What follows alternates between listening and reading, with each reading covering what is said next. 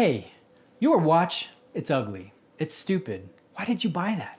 How much money did you spend on that?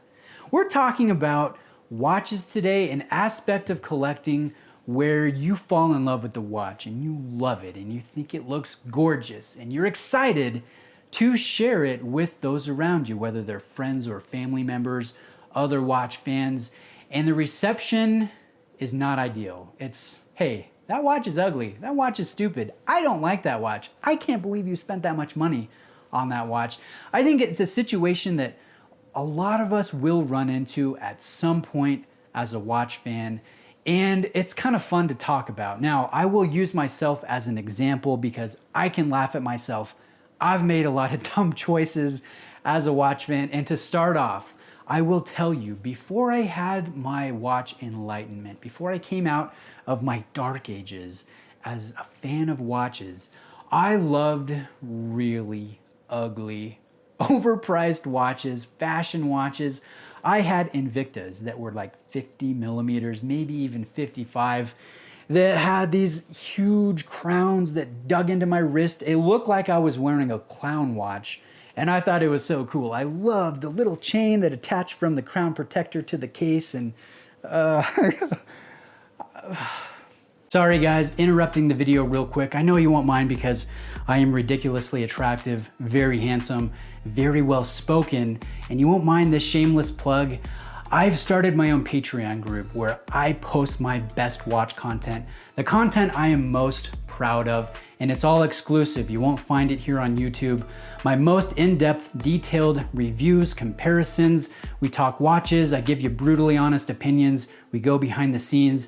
We do watch giveaways. It really is pretty great, and I hope you would consider supporting me on Patreon. It's something I'm really proud of, and I'm trying to go full-time here talking watches. So please consider supporting me. I would love that.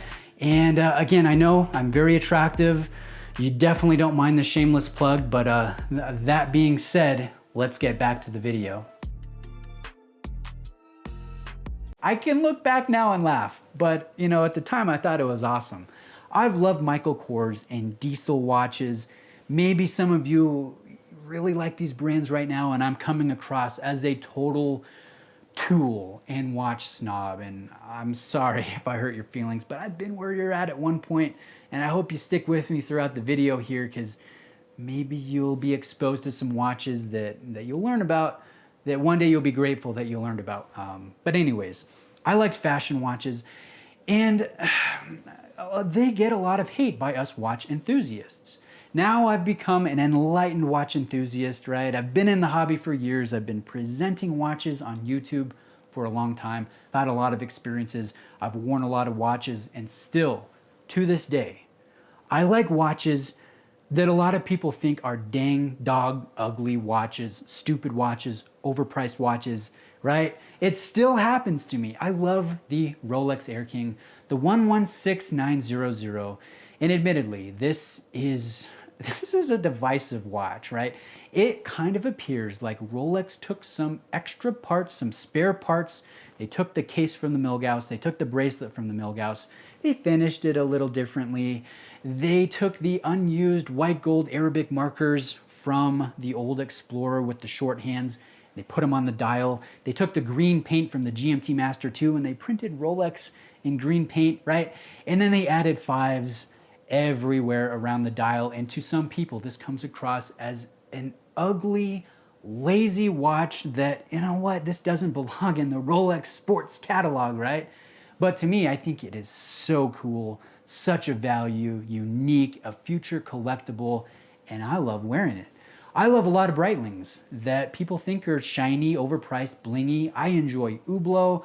I enjoy some Tag Heuer watches. And Tag Heuer gets a lot of, undeserved in my opinion, hate from the watch community. So sometimes we get hate, and myself as an example, I've gotten a lot of hate as a watch fan from the watch community.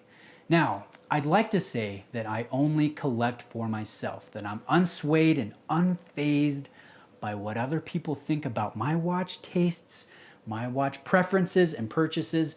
But deep down inside, I do care. And why do I say that? I like to show my wife watches that I'm looking at that have my attention, whether I purchase them or not. A lot of times I don't because I like so many watches and I can't afford all of the watches that I like. But I'll show her a watch and I'm like secretly really excited, like, man, I love that color, love that feature. You know, this is so great. And I show it to her. And let me say, she's a wonderful lady. I love her to death. She's a normal person. She does not have the disease that you and I have. And I'll show the watch to her and she'll go, oh yeah, that's nice. And I'm like, what? That's it? You know, I want you to love the watch the same way I love this watch. And she doesn't. To be fair, I like a lot of sport watches, a lot of dive watches, and she just doesn't love the style. But that being said, if there was a watch that she genuinely thought was attractive and she went, ooh, I like that. You know what? I would like that watch even more than I otherwise would. And I would probably justify that or use that as a justifying reason to purchase the watch or maybe surprise her with the watch, something like that. So deep down inside, I am kind of swayed by what other people think about my watches, but not strangers, not people in the YouTube comment section or Facebook watch groups or watch forums. I care more what my family thinks, what my close friends think. And yeah, I think I am deep down swayed by opinion. Now, what do we do in that situation? Because I had a viewer reach out, an avid watch fan named San, who bought an SPB 129 from Seiko. He's a young watch fan, young watch enthusiast. He bought this as a graduation, kind of a celebration purchase. And he loves the green of the dial. He loves the fact that it's unique, that it is a limited edition. And he showed it to his circle of influence. Some of them are watch fans, some of them are normal people that don't have the disease. And all of the watch fans said, oh, no, they didn't like the watch. They thought it was ugly, they thought it was a poor purchase, and they criticized him for making the purchase. Now, everyone else that wasn't a watch fan thought it looked good. And so he emailed me and we're kind of talking about, you know, how do we respond in these situations? What I have to say to you, San, is this. Watch fans are fickle creatures. We really are. If I'm honest with myself, we're kind of ridiculous. We can get so focused, lasered in on an opinion, on a bias. We can be so judgmental and in some cases very rude with what someone else does with their own money, and it does not affect us one iota. And that's one thing that kind of bothers me about the watch community is we can get kind of nasty putting someone down about what they do with their own money and their own wrist and their own watch tastes and preferences. So although watch fans may be more knowledgeable about the hobby, we're not necessarily better people to ask opinions on when it comes to gratification, self-gratification of our own purchases, because people are either going to support us or hate it to a higher degree than a non-watch idiot savant would do. So what I would tell you, San, don't listen to the watch guys, because we think we know what we're talking about, but deep down inside we have a disease. Listen to your family members, your friends that aren't watch obsessives, and if they like the watch, I know you love the watch, enjoy the watch, and don't let yourself get a sour taste in your mouth. Continue to enjoy it and wear it with pride.